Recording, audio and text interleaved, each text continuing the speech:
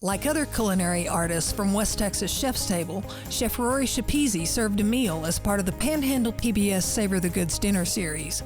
Initially, Schepisi was just visiting the Texas Panhandle, but she stayed and set down roots among the ranchers and farmers she grew to appreciate. Schepisi focused her Savor the Goods menu on certified Angus beef from Olson Land and Cattle near Hereford. She traveled with us to the ranch to talk beef and tap dancing with Steve and Ginger Olson. When I first moved out here, I didn't even know who George Strait was. Literally, I never even tasted brisket, okay? And for being a chef, it's pretty crazy. On top of it, I was a vegetarian. For 8 years, I was a vegetarian. Hi, I'm Rory Schepisi, and I live right outside Amarillo, Texas, in a town called Bushland. I am the owner-operator of the Drunken Oyster, located in Amarillo. For 9 years, I owned a restaurant called Boot Hill Saloon and Grill, which was a steakhouse that featured certified Angus beef. And now we are here in Hereford, Texas, to show you guys exactly where that beef comes from. Originally, I am from Bergen County, New Jersey, and it's a crazy story. I ended up on a reality show approximately 15 years ago. And that reality show was filmed in a town called Vega, Texas. My family, they're all from New York and New Jersey, and they literally were like, "You are not gonna make it in Texas." I thought I'd be here for about a week. 15 years later, 2 restaurants later, here I am.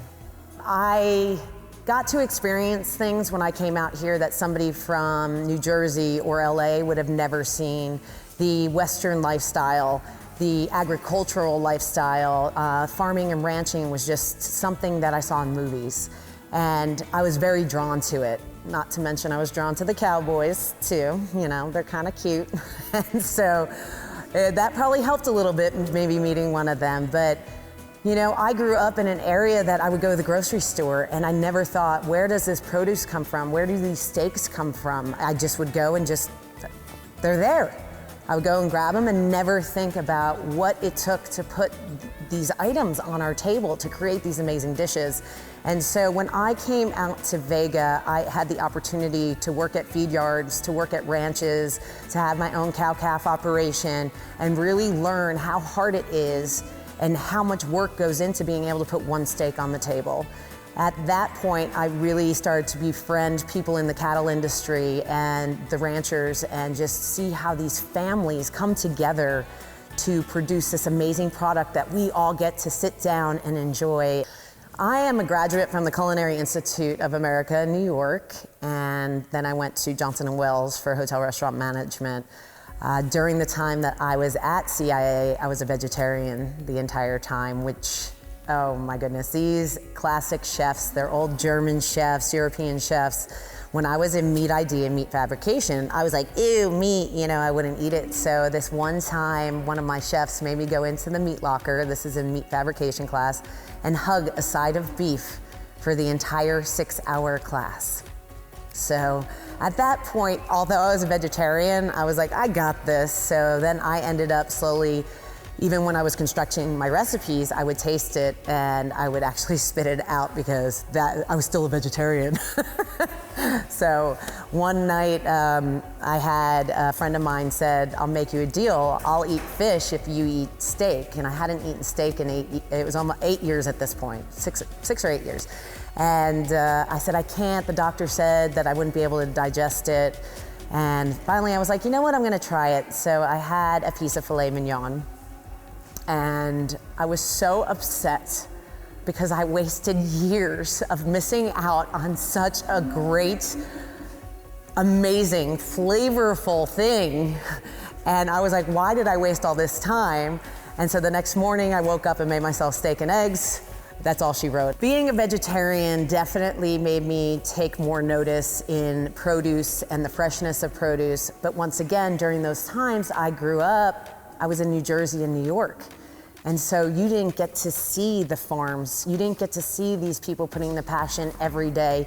You know, yeah, there were greenhouses in New Jersey, but it wasn't something that until you're submersed into the culture, do you have appreciation for it? So for so many people who are on the East or West Coast or in metropolitan areas that don't think about it, I wish everybody would have the opportunity to immerse themselves into the culture of the farming and ranching communities because you would just have so much more appreciation of your food.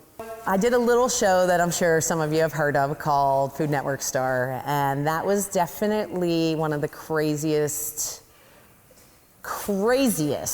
did I mention crazy, experiences of my life. During the season I was on, there was initially 10 of us in a 2-room apartment in the Village in New York City. They had fluorescent lights on us 24/7, and it was nuts.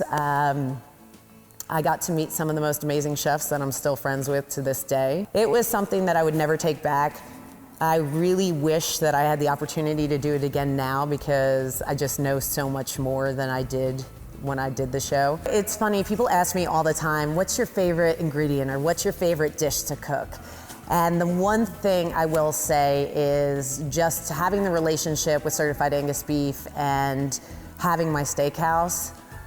I can cook a steak. I mean, Bobby Flay and I have gone head to head. So, you know, if someone comes into my restaurant and asks for A1, it's not happening.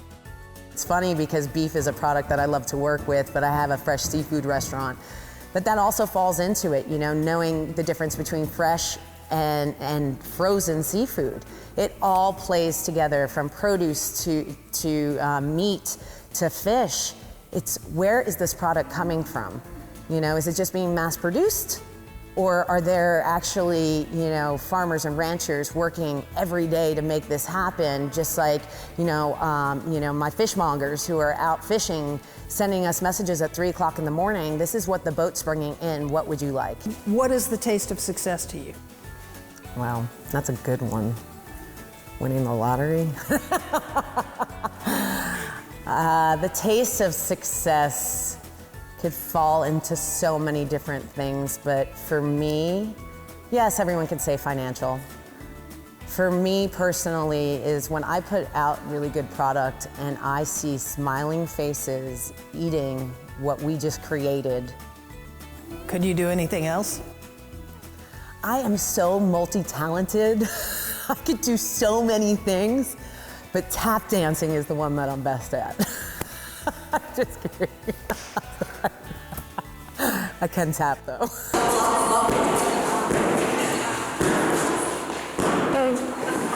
So I was raised showing Angus heifers, and went off to Texas A&M to study animal science. And at the time that I had an older brother, a year older in A&M, and my dad wasn't just real excited about who I was dating. In fact, he was a preacher. Can you imagine? He told my brother to find someone else, and this is who he found. It was Steve. First of all, I want you to say both your names, where we are, and what you do. And then I want to ask you how you won her over. Oh. So I'm Steve Olson. This is my wife, Ginger. We are located about 12 miles southeast of Hereford. We ranch for a living. We got acquainted at Texas A&M University. Her brother actually lived above me in dormitory and introduced us, and she was a blind date. And we hit it off, and here we are. We did okay. We dated and just loved being at A&M. He came home to farm when he graduated. He was 2 years older, and I got through A&M and we moved up here, and life has been good ever since.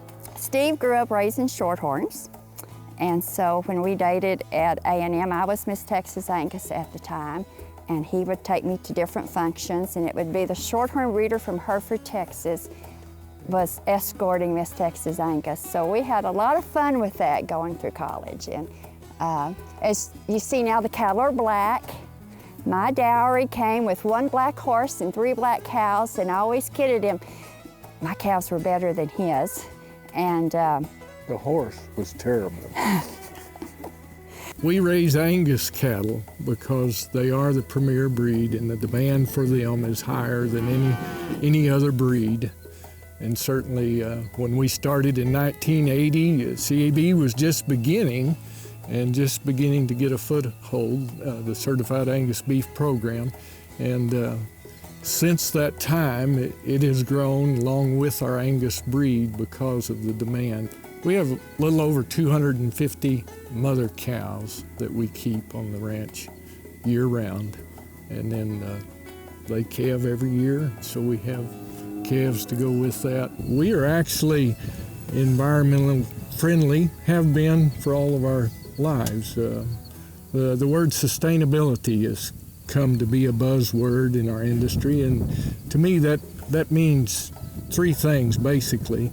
We have to take care of our land and natural resources. We have to take care of our cattle, and we have to take care of the people that are helping us, and that requires a profit, and that's where CAB comes into a premium product at a better price for us and allows us to do that. What is it about a baby cow? Oh wow, one of the joys of being a rancher is watching that little group of babies that are 2 weeks old, and they're out there playing with one another, butting heads, kicking up their heels, and just having the best time, and that's just a real joy. My role at the ranch is family. Our lifestyle revolves around family. We chose to stay on the ranch and raise our children. And as a result, they grew a love for the ranch. They each went off and majored in agriculture, married agriculture spouses, and we're so fortunate that they live within 30 miles of us and all engaged in agriculture. We have the opportunity to work together all the time. Steve and I spend 7 days a week together. He doesn't go off to an office. I'm with him a lot of the time. He does like to escape every once in a while and play golf. I don't do that. And when he does that, I do grandkids. Satisfaction of producing something that others enjoy.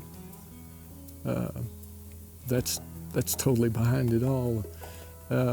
And then get to live out here in the country and take care of what God has given us is really a joy to us, and really makes you feel good. Could you do anything else? Oh, sure, but we love what we do. So why would we want to try? I sure can't tap dance.